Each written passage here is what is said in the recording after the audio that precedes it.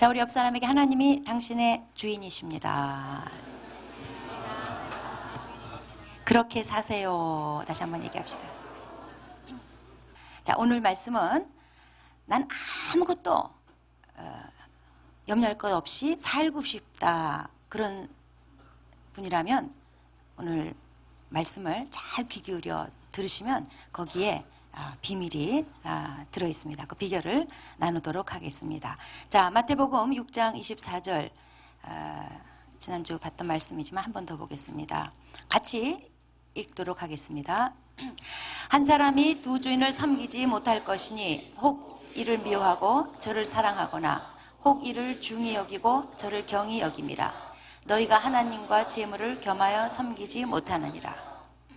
네, 오늘은 본래 25절 이하 아무것도 염려하지 말라라는 말씀을 할 차례인데 제가 24절을 다시 한번 다루도록 하겠습니다. 왜냐하면 누가 주인이신가? 나는 누구를 주인으로 삼고 사는가? 이 문제에 대한 확실한 해결 없이는 이 염려 문제 해결 절대 불가능하기 때문에 이 24절 문제를 확실하게 답을 내려야 그 다음 나갈 수 있기 때문에 다시 한번 25절 이하로 가기 전에 24절 말씀 가지고 더 생각해 보도록 하겠습니다. 자, 오늘 본문은 이런 질문입니다. 누가 너의 주인이냐? 답은 하나님이 너의 주인이시다. 답이 이거예요. 이 답을 갖고 있지 않으면 그 사람의 삶은, 그 사람의 인생은 꼬이게 돼 있어요. 반드시 꼬여요. 염려, 근심, 걱정으로부터 절대로 해방받을 수 없습니다. 성경은 하나님이 만물의 주인이라고 말씀하고 있어요. 시편 24편 1절에 땅과 거기에 충만한 것과 세계와 그 가운데 사는 모든 것이 다 여호와 하나님의 것이라고 선언하고 있어요. 왜냐하면 하나님이 창조주이시기 때문에 그래요. 요한복음 1장 3절에 만물이 그로 말미암아 지은 바 되었으니 지은 것이 하나도 그가 없이 된 것이 없다 그랬어요. 자, 하나님이 창조주시다. 이거는 누가 주인이냐 이 논쟁을 한 방에 날려버립니다. 이것을 논쟁하고 있는 그 사람 자체가 하나님의 피조물에 속했기 때문에 할 말이 없어요. 그런데 인간은 끊임없이 하나님이 주인이시라는 걸 부정해왔고 하나님 자리에 자기가 앉아서 주인 행세를 해왔습니다. 아담부터 그 도전을 했어요. 아담의 죄라는 게 뭐냐면 하나님과 같이 되려고 했던 죄잖아요. 피조물이 자기 위치를 망각하고 창조주 주인의 자리에 앉고자 했던 거예요. 그랬다가 하나님이 아담한테 주신 그 아름다운 자리마저 잃어버리고 말았죠. 그 후 인간은 하나님의 임재를 떠나서 내 인생은 나의 것이다. 내 인생의 주인은 나다. 이렇게 주장하면서 살았는데 이게 비극의 시작이었어요. 하나님이 주인이라는 것을 부정하는 것은 창조 질서를 파괴하는 거예요. 하나님의 아름다운 질서를 파괴하는 거예요. 그렇기 때문에 비인간화의 길을 달려가게 됐던 거예요. 그래서 인생을 허비하고 허랑방탕하게 살고 저 자기 이름을 내려고 교만의 바벨탑을 쌓아 올리고 내가 주인이니까 내 맘대로 사는 거죠. 그래서 다른 사람 목숨을 파리 목숨처럼 여기는 각종 잔인한 범죄들이 계속 이어져 내려왔어요. 자살이라는 것도 그렇습니다. 내 인생 나의 거라는 거예요. 그래서 내 목숨 내 맘대로 하겠다는 거예요. 자기가 주인인 것에 대한 표현입니다. 자, 인간이 정말 내 인생은 내 거다 이렇게 주장하려면 자기 자신을 스스로 만들었어야 돼요. 그래서 이렇게 소개했습니다. 출애굽기 3장 14절에 나는 스스로 있는 자다 그랬어요. 즉 누구에 의해서 만들어진 분이 아니에요. 모든 것의 시초예요. 창조주예요. 주인이에요. 만약에 내가 내 인생의 주인은 나다 이렇게 주장하려면 나는 스스로 있는 자다 이렇게 말할 수 있어야 됩니다. 만약에 어떤 사람이 나는 스스로 있는 자다 이렇게 말하면 이를 가리켜서 또라이라고 하는 거예요. 예수 믿는다는 거는 예수 믿고 천국 가고 그 다음에 이제 이 땅에서 그분 덕 좀 보고 살고 그리고 끝. 이런 게 아니에요. 예수 믿는다는 건 거기에 뭐가 포함되어 있냐면 주인을 만난 거예요. 우리가 예수 믿는 걸 주님 만났다 이렇게 표현하잖아요. 주님을 만났다, 이게 뭐예요? 주인님을 만났다는 얘기예요. 내 주인을 만난 거예요. 삶의 주인의 자리가 완전히 바뀌는 거. 하나님이 주인 되시고 나는 그분의 종 또는 그분의 청지기, 이걸 인식하고 그렇게 사는 거, 이게 예수 믿는 거예요. 이렇게 안 살고 있으면 여러분 지금 예수 믿는 삶이 아닌 거예요. 하나님이 주인이시라는 거는 세상 사람들은 당연히 모르죠. 그런데 크리스찬들도, 너무나 많은 크리스찬들이 잘 몰라요. 알아도 실제 자기 삶에서 보면 자기가 주인으로 살아가요. 극소수만 하나님이 나의 주인이라는 걸 알고 그리고 그렇게 대접하며 그렇게 살아가요. 그러면 하나님이 나의 주인이시다, 이것의 의미는 뭔가 한번 세 가지로 살펴보겠습니다. 첫 번째는 하나님이 내 모든 것의 소유권자시라는 겁니다. 내 존재와 소유, 모든 것의 소유권자시라는 거예요. 한마디로 내 인생에 내 것이란 하나도 없다는 거예요. 제가 옛날에 학교 다닐 때 내 인생은 나의 것이라는 유행가가 유행했어요. 그 가수가 하도 방송에서 불러 제끼는 바람에 세뇌당했어요. 그래서 내 인생을 내가 부여잡으며 그래 내 거야 해야 될 것만 같았어요. 예수 믿고 보니까 그게 구라였어요.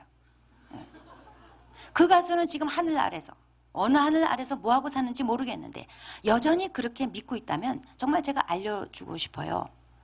네 인생은 네 거 아니세요. 하나님 거세요. 세상 사람들은 말할 것도 없이 예수 믿게 된 사람도 내 인생의 주인이 나인 줄 알고 살아가요. 그 사람들에게 이거 네 거 아니야, 주님이 너 인생의 주인이셔, 그렇게 전해주면 당황해요. 그리고 혼란을 겪어요. 생각해 보세요. 여태까지 자기 건 줄 알고 있었는데, 이런 식이죠. 어떤 부모가 자식을 기르고 있는데 누가 나타나서 사실 걔 당신 아들 아니야. 얼마나 당황스럽겠어요. 또 아파트 사서 잘 살고 있는데 어느 어떤 사람이 나타나더니 사실 이 집 네 집 아니야, 당신 거 아니에요. 얼마나 당황스럽겠어요. 예수 믿고 그냥 그분 덕 좀 보려고 예수 믿었는데 어느 날 말씀이 들리기를 네 인생 네 거 아니야, 네 시간 그거 네 거 아니야, 지금 네 소유라고 주장하는 거 네 거 아니야, 네 재주 그건 네 거 아니야, 이렇게 할 때 사실 굉장히 충격이죠. 혼란스럽죠. 그래서 내 인생은 내 게 아니다, 하나님 거다, 이거를 받아들이기까지 시간이 걸려요. 그러기까지 또 많은 저항이 발생합니다. 소유권 분쟁이라는 건 사실 무서운 싸움이에요. 언제든지 어디서나 이 싸움은 치열한 싸움입니다. 독도 보세요. 자, 내 인생은 하나님의 것이다, 이것을 받아들인다 할지라도 쉽게 잊어버려요. 어느새 자기도 모르는 사이에 떡하니 거기 앉아가지고 주인 노릇하고 있는 나 자신을 발견하게 돼요. 예수 믿고 나면 내 인생 모든 것에 대한 소유권을 포기해야 됩니다. 혹시 여기 아직 예수 믿지 않는 우리 교회 지금 방문하신 불신자 여러분 계시다면 놀라지 마시고 제 얘기는 꼭 끝까지 들어봐야 돼요. 끝까지. 뒤에 좋은 얘기 나와요. 나는 여기까지만 듣고 졸고 그냥 집에 가시면 안 돼요. 어쨌든 제가 하고 싶은 얘기는 예수 믿고 나면 내 인생 모든 것에 대한 소유권을 포기해야 됩니다. 이거는 원래 내 거였는데 그분께 드리는 거 아니에요. 주님, 나의 모든 것을 바칩니다. 나의 돈을 바치며 내 인생을 바치며, 미안하지만 네 거, 원래 네 거 아니에요. 본래 그분 거였는데 내가 몰라가지고 내가 지금까지 주인 행세한 거예요. 주인 노릇한 거예요. 그거를 원위치로 돌리는 것에 불과해요. 소유권 문제를 해결하지 않으면 우리 신앙의 근본 문제는 절대로 해결되지 않습니다. 신앙의 정상 궤도에서 벗어나게 돼 있어요. 자기가 주인으로 있으면서 하나님 좀 도와주시죠. 이건 신앙이 아니에요. 샤머니즘이에요. 나신교예요. 기독교가 아니고 개신교가 아니고 나신교예요. 자기가 신으로 딱 앉아서 자기가 주인으로 앉아서 하나님 좀 도와주시죠. 자, 내 인생을 나의 것으로 생각하기 때문에 발생하는 문제가 뭐냐? 우리는 소유에 대한 욕심, 끝없는 욕심, 이게 해결이 안 됩니다. 소유에 대한 집착, 그래서 따라오는 염려, 불안, 이 문제가 해결되지 않습니다. 더 많은 걸 가져야 되고 더 좋은 것을 가져야 돼요. 끝없는 욕심에 시달려요. 혹시 내게 없어질까 봐 전전긍긍해요. 염려와 불안이 늘 따라다녀요. 다시 요한 웨슬레이 얘기를 드리자면, 어떤 사람이 막 말을 타고 와서 숨 넘어가는 소리로 요한 웨슬레이한테 이런 얘기를 했어요. 큰일 났습니다, 선생님. 선생님 집이 지금 불타서 다 무너져 버렸습니다. 그러니까 요한 웨슬레이가 그 급박한 소식을 듣더니 가만히 잠깐 생각하다가 뭐라고 답을 했냐면, 아닙니다. 주님의 집이 내려앉은 거예요.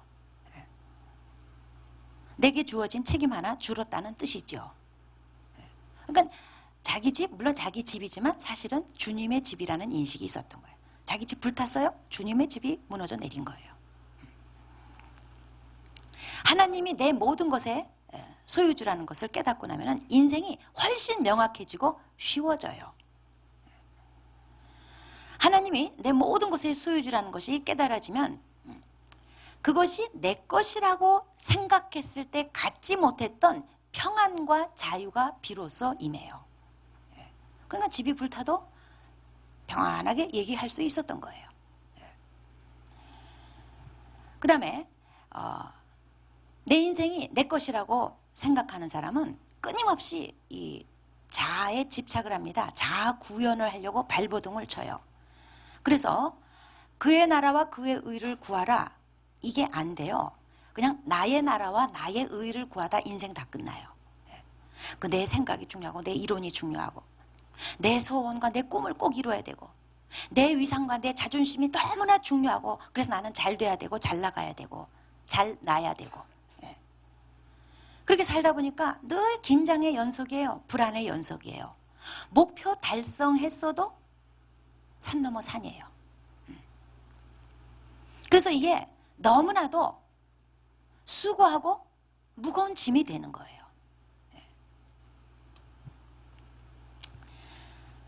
자, 하나님이 내 삶의 주인이시다. 이것의 두 번째 의미는 내 모든 삶의 결정권자시라는 겁니다. 주인은 자기 소유물에 대해서 권리를 가진 자예요. 그 집주인, 그러면 그 집을 팔지 말지, 전세로 놓을지 월세로 놓을지, 얼마로 놓을지, 그리고 누구한테 놓을지, 이거 결정하는 사람이에요.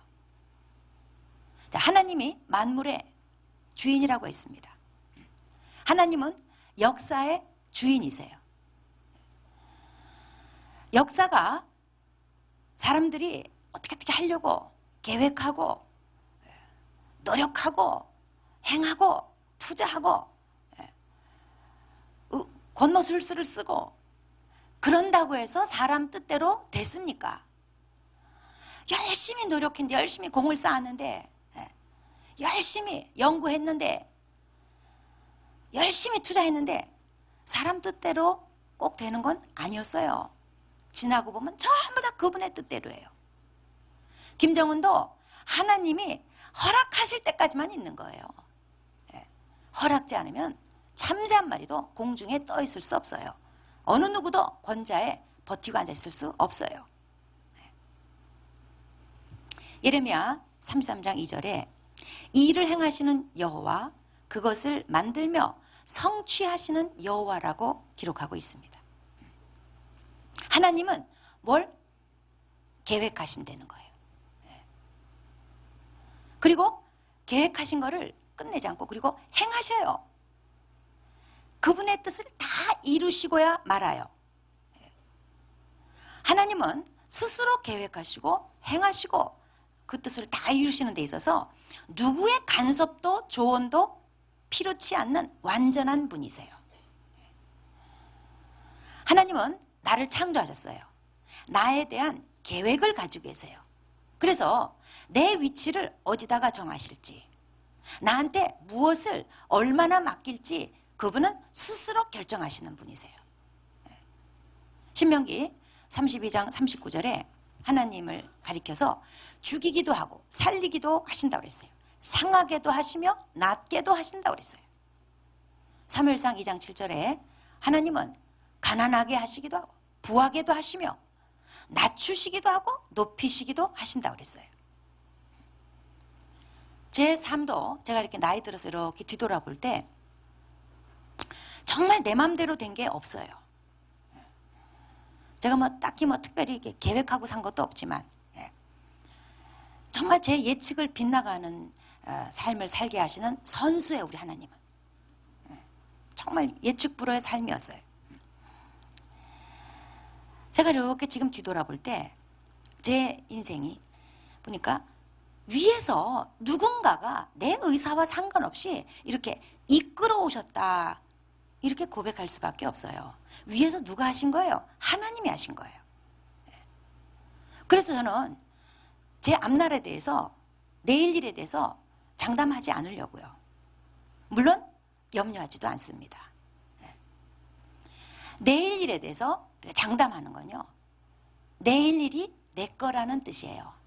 아니죠? 그분 거예요.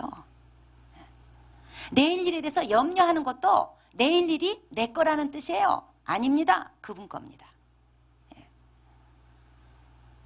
누가복음 12장에 보면은 한 부자가 엄청나게 돈을 많이 벌었어요. 그냥 곡식 엄청나게 걷어들여 주셨어요. 그래가지고 대형 창고를 만들어가지고 거기다가 막 이제 쌓아놓고 이제 실컷 즐기자 꿈에 부풀었어요. 그를 향해서 하나님이 이 바보 같은 놈아, 오늘 밤에 네 영혼 찾아갈 건데 너 그러면 어쩌려고?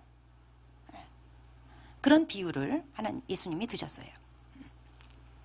자, 이 부자는 돈 많이 벌었어요. 이제 내일이 막 보장이 된 거예요. 최소한 몇 년은 그냥 먹고 사는데 아무 지장 없어. 그냥 갑자기 속이 막 부유해지면서 막 근심 걱정이 다 사라지는 것 같아. 그러니까 내일 일을 자랑하는 거예요. 창고를 새로 건축하고 거기다 가득 쌓아놓고 이제 늘어지게 자면서 속 편하게 살아보자. 내일은 최소한 당분간은 나한테 보장됐다. 내일 일을 자랑했어요. 하나님이 내일 일은 너한테 속한 거 아니야. 이 사람은 내일이 자기한테 속한 것이냐? 내일 일을 자랑했어요. 여기에 대해서 야고보서 4장에 이렇게 말씀합니다. 14절부터 16절까지 내일 일을 자랑하지 말라는 거예요. 내일 일 자랑하는 거 다 허탄한 일이라는 거예요. 오직 주의 뜻이면 살기도 하고 이런 것도 하고 저런 것도 하리라. 이런 식으로 내일 일을 바라보려는 거예요. 내일 일에 대해서 말하려는 거예요. 단서가 붙죠. 주의 뜻이면. 왜냐하면 그분이 결정권자니까. 그분 뜻이면. 그런 식으로 내일을 바라보지 않는 거, 말하지 않는 것을 야고보서 4장은 악한 일이라고 말씀했어요. 왜냐하면 마치 내일이 자기 것인 양, 자기가 주인인 양 말하는 거다 보니까 이건 틀린 거예요. 악한 거라는 거예요. 자, 내 삶의 주인이 하나님이시다. 이거는 내일 일에 대해서 장담도 해서는 안 되고 자랑도 해서도 안 되고 염려해서도 안 된다는 겁니다. 그게 하나님이 내 삶의 주인이시다, 이 뜻이에요. 삶의 모든 문제에 대해서 그분이 결정권자시기 때문에 주인 대신 그분께 매사에 물어보고 살아야 돼요. 다른 말로 기도하고 살아야 돼요. 기도하면서 주님 뜻이면 이것도 하고 저것도 하겠습니다. 주님 뜻이 아니면 이것도 안 하고 저것도 안 하겠습니다. 그래서 자기 진로의 모든 문제, 학교를 결정하고 사업을 결정하고 진로를 결정하고 결혼을 결정하고 하여튼 뭐 거주지를 결정하고 교회를 결정하고 모든 문제에 있어서 그분께 결정권을 올려드려야 돼요. 그리고 결정권자이신 그분의 뜻을 구하려고 엎드리는 거, 이게 기도예요. 내가 다 결정해놓고 내가 주님께 말씀드릴 테니 들어주소서, 이거는 이런 식은 자기가 주인이에요. 샤머니즘이에요. 안 됩니다. 이러면 우리는 주님의 결정권을 믿고 그분께 결정권을 올려드리고, 주님 결정하세요. 주님 뭐라고 결정하셨는데요? 말씀만 하소서 제가 듣겠나이다. 이렇게 해야지 돼요. 근데 보통 우리는 거꾸로 하죠. 말씀드릴 테니 들어주소서. 이건 샤머니즘입니다. 자기가 주인의 자리에 떡 앉아가지고 내가 말씀드릴 테니까 행하시오. 그 다음에 하나님이 주인이시다. 이것의 세 번째 의미는 뭐냐면요, 그분이 끝까지 나를 책임져 주신다는 거예요. 그분이 끝까지 나를 책임져 주시는 분이심을 믿는다는 거예요.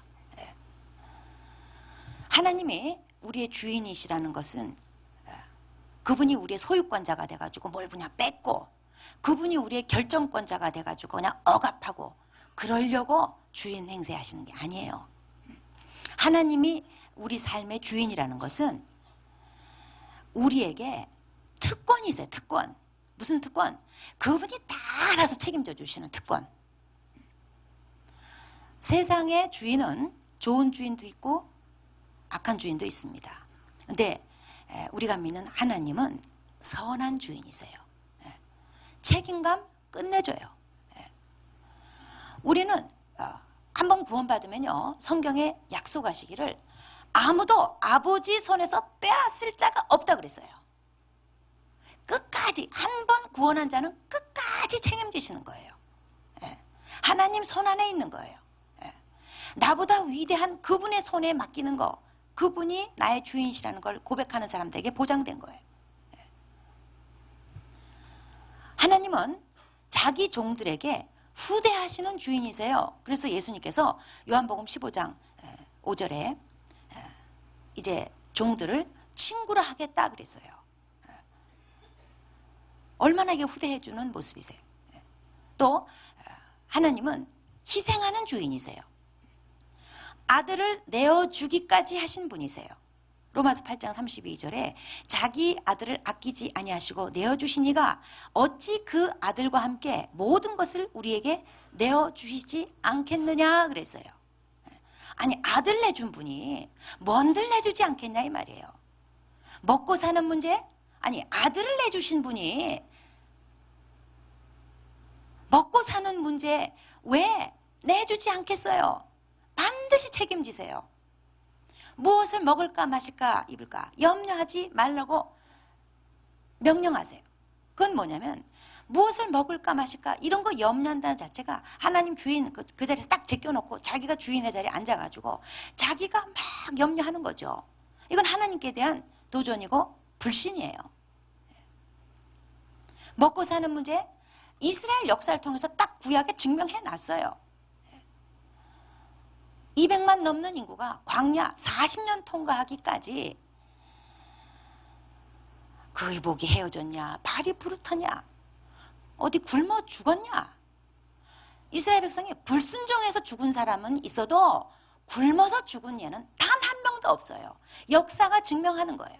단 이스라엘 백성이 하나님 배신 때리고 다른 신을 주인으로 섬길 때 자기가 주인의 자리에 올라가 앉았을 때는 예외예요. 그거는 자기를 책임져 주시는 하나님을 박차버리는 거예요. 주인이신 하나님을 박차버리니까 쪽박 차는 거예요. 이스라엘 백성이 그때는 굶었어요. 전쟁도 마찬가지예요. 하나님을 주인 삼았을 때는요, 100만 대군이 쳐들어왔어도 하나님이 책임져 줬어요. 하나님은 책임지시는 주인이세요. 언제까지? 끝까지. 끝까지. 마태복음 28장 20절에 볼지어다 내가 세상 끝날까지 너희와 항상 함께 있으리라. 끝날까지 나와 항상 함께 있으면서 주님이 놓으시겠어요? 책임져 주신단 말이에요. 여러분 혹시 나의 앞날을 생각할 때 우울하거나 갑갑하거나 캄캄하거나 불안하거나 내 앞날을 생각할 때 마음에 쉼이 없거나 평안이 없으십니까? 살기가 왜 이리도 힘드노? 그런 생각이 드십니까? 그런 사람을 제가 진단해 볼 때 병명이 뭐냐면 주인병이에요. 내가 내 인생에 주인의 자리에 떡 버티고 앉아가지고 온갖 염려 다 하는 거죠. 어서 내려오세요. 그 자리는 내 자리가 아니에요. 우리 옆 사람한테 내려오시죠.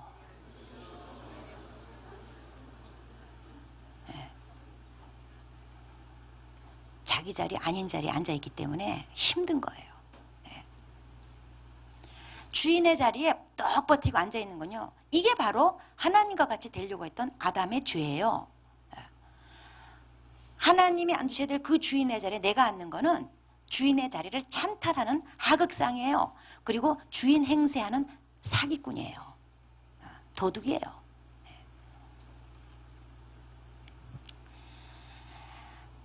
이거는 창조 질서를 헝클어뜨리는 겁니다.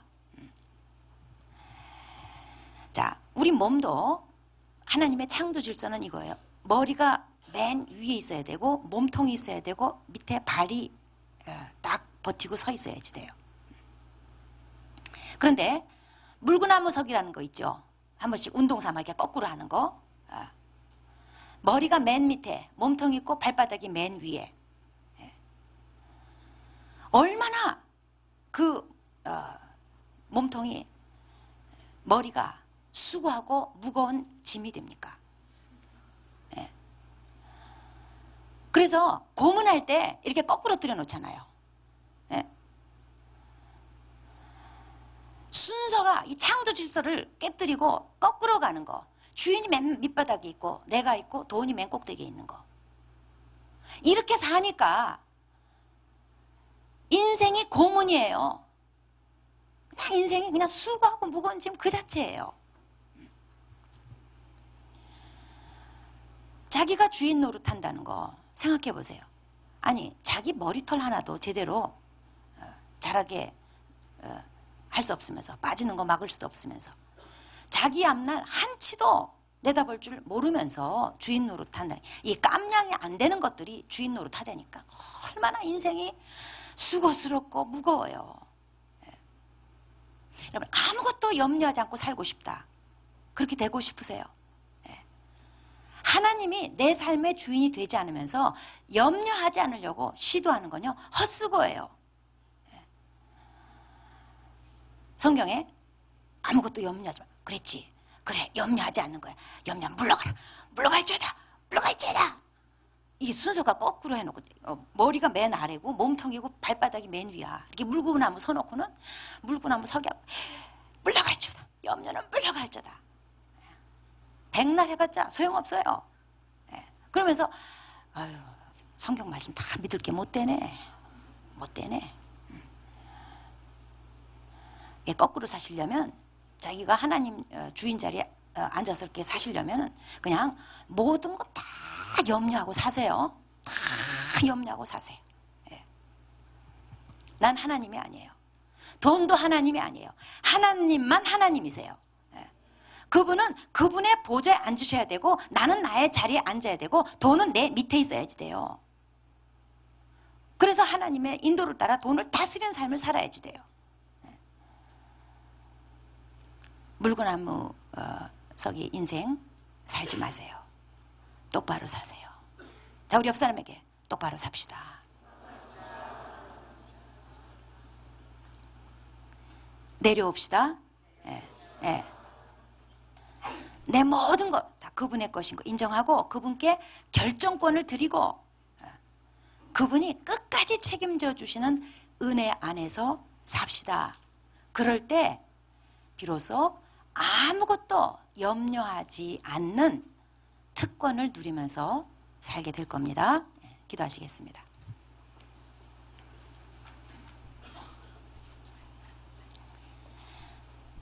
자, 자기의 삶을 한번 보겠습니다. 혹시 나는 물구나무 서기 인생은 아닌지 한번 살펴보겠습니다. 하나님이 내 미치고 하나님의 주인의 자리에 내가 앉아 있어요. 그리고 내 위에 돈 문제가 항상 나를 지시합니다. 나를 조종합니다.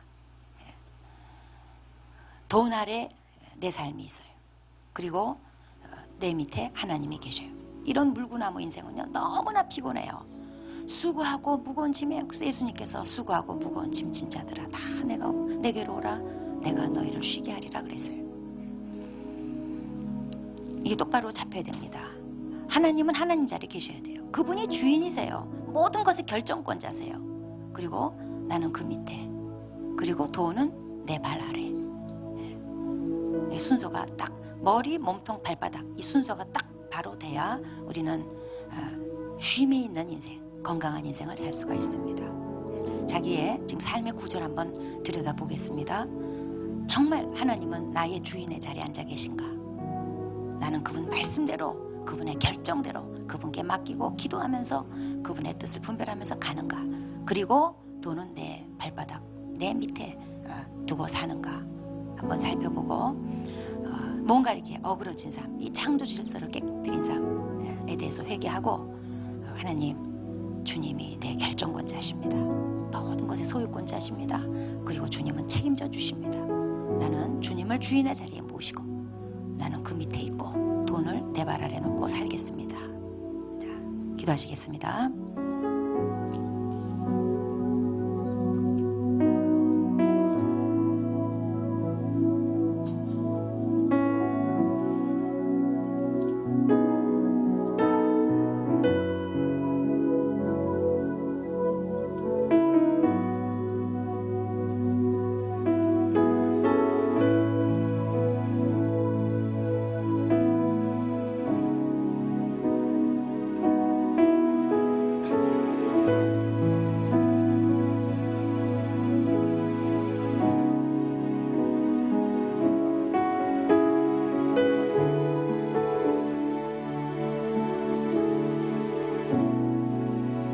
하나님 아버지, 지금까지 내가 주인의 자리에 앉아 있고 하나님께 내가 부탁하고 싶은 거 말씀드리고 그리고 주님께 도와달라고 했던 그런 잘못된 자리, 하나님, 이것이 죄임을 깨닫습니다. 하나님, 회개합니다. 주님이 주인이신 거 알면서도 어느덧 나도 모르는 사이에 주인의 자리에 앉아서 내가 내 인생을 걱정하고 내 인생에 대해서 계획하고 그리고 불안해하고 그리고 두려워했던 그런 잘못된 태도들 회개합니다. 하나님 아버지, 정말 하나님은 하나님이십니다. 주인의 자리에 앉으셔야 됩니다. 내 인생의 주인이십니다. 주님이 모든 것의 소유권자이시고 내 삶의 결정권자이심을 고백합니다. 내가 보좌에서 내려옵니다. 주님을 주인으로 모셔드립니다. 그리고 나는 그 아래에 위치하겠습니다. 주님 말씀하시는 대로 살겠습니다. 이끄시는 대로 살겠습니다. 그리고 돈을 내 발 아래 두고 하나님이 말씀하시는 대로 이끄시는 대로 다스리며 살겠습니다. 하나님만이 나의 주인이심을 고백합니다. 이 창조 질서가 절대로 깨뜨려지지 않도록 주님 지켜주시옵소서. 계속 주님만을 내 삶의 주인으로 모시고 살아가도록 아버지, 그래서 주 안에서 쉼과 안식이 있는, 아무것도 염려할 게 없는 그런 평안한 삶을 살 수 있도록 도와주십시오. 예수님의 이름으로